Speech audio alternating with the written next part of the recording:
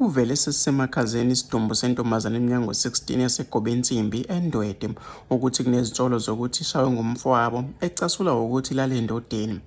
Zikhulelwa phansi izitsholo zokubulawa ka-Olwethu Andiswa Ndlovu okusola ukuthi umfowabo oneminyaka ngo-25 ngokumshaya ambulale emsola ngokuthi kade evakashele isoka lakhe kwaze kwaphela izinsuku ezingu-4. Ngokuthola kwephephandaba Ilanga, indaba iqale ngemva kokuthi umufi eke wanyamalala kungaziwa kubo ukuthi ukephi. Kuthiwa kubuye esokeni lakhe kwabeke sekuqubuka ingxabano umsolo embuza ukuthi uphumaphi. Umthombo uthi umsolo ubeke sethatha induku washaya umufi. Kuthiwa-ke ngemva kokushawa u-Olwethu ubeke seyolala kodwa-ke wangabe savuka ekuseni ngesonto.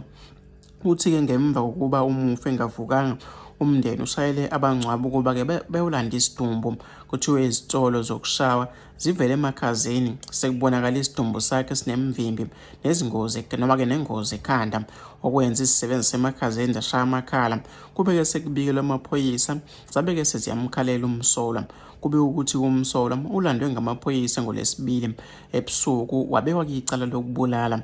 Ngesikhathi umfowabo emshaya siyasola ukuthi-ke ushayeke kanzima emzimbeni nasekhanda ngoba-ke akabange esavuka ekuseni noma akabange esavuka ngakusasa. Okuxakayo ukuthi-ke amaphoyisa awazange ebizwe uma-ke engavuka ekuseni njengoba-ke esetshelwa noma-ke atshelwa isidumbu sesisemakhazeni. Ubazange-ke banaka abangcwabi indaba yokushawa kwakhe ibingeke ivele kusho-ke umthombo.